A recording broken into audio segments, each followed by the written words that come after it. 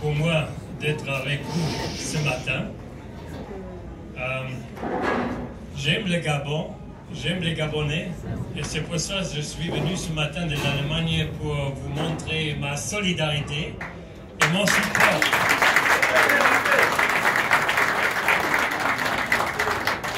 Mon support que les choses changent au Gabon. Et ils changent, j'espère, bientôt dans les semaines à venir. Je suis là pour montrer mon support pour la liberté et la démocratie dans votre beau pays. Ça, c'est nécessaire, la liberté et la démocratie. Comme vous le savez, j'étais le chef de l'observation du groupe du Parlement européen 2016. Et vous connaissez notre observation. Il y avait de fortes irrégularités.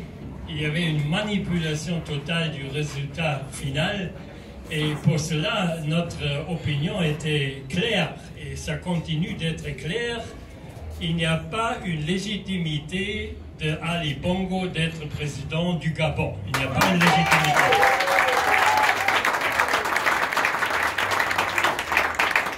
Au lieu de reconnaître sa défaite, il a fait tout ce que vous avez subi. Des tortures, des assassinats, des disparitions et de l'angoisse, de la répression totale de la libre expression de la réunion. Et je vois et je respecte beaucoup les martyrs, mais aussi tous les personnages qui ont pris le courage de s'exprimer quand même.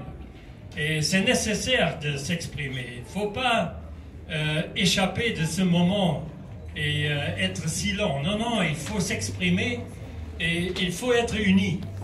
L'unité, c'est la force. Lorsqu'on est séparés, c'est clair, une dictature peut jouer les uns contre les autres.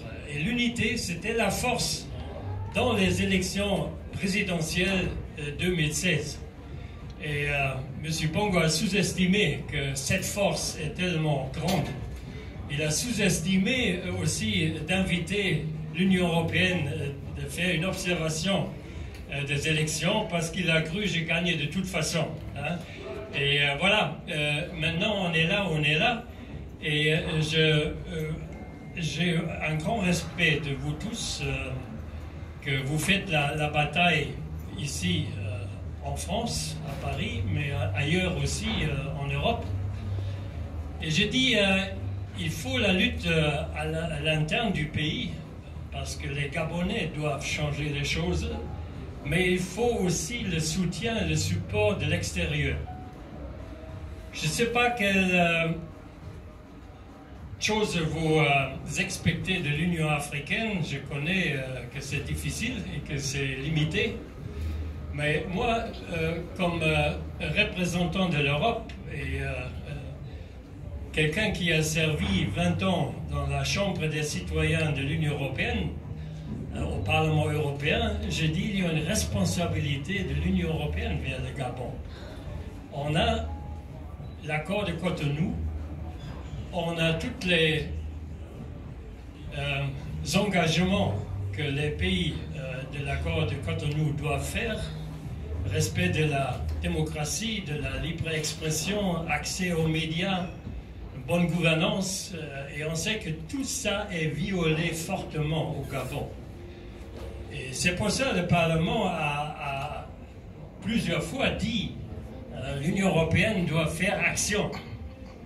On a l'article 96, alors 96, où on peut faire des sanctions.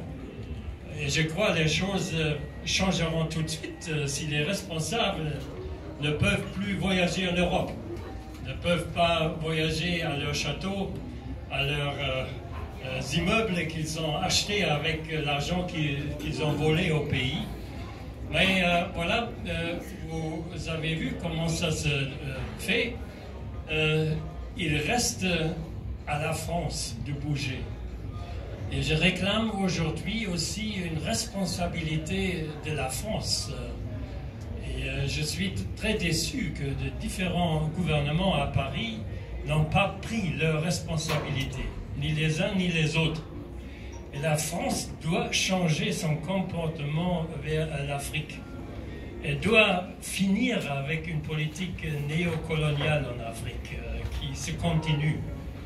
Et j'ai vu que le mouvement de Macron en marche pour les élections européennes, ils se sont nommés, ils se sont donné le nom Renaissance. Alors, M. Macron fait une renaissance de la politique française vers l'Afrique et surtout vers le Gabon. Vous devez supporter le peuple et pas les dictateurs.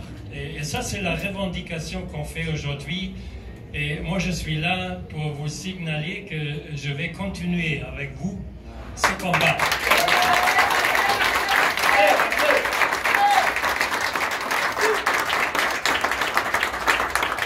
On a un nouveau Parlement européen, on a beaucoup de nouveaux gens avec des énergies, avec des idées nouvelles. Et je suis sûr que ce nouveau Parlement va s'engager.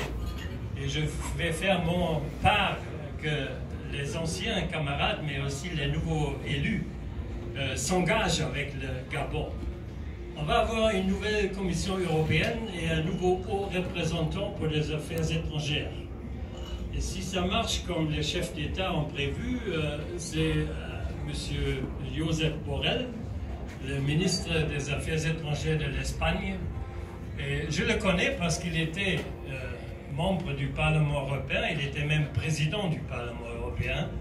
Et je vais m'engager avec lui qu'on fait un nouveau souffle, une nouvelle direction d'action pour vraiment respecter l'accord de Cotonou et de faire plus pression sur la dictature et le groupe autour d'Ali Bongo.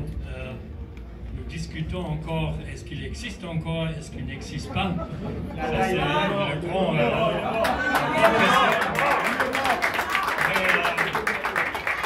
j'ai dit les Ali Bongo, parce que c'est un système, c'est pas une personne, c'est un système, c'est une clique qui exploite le pays et le peuple.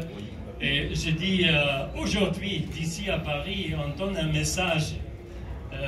Ces Ali Bongo doivent vraiment changer et doivent finir d'exploiter les Gabonais et le Gabon.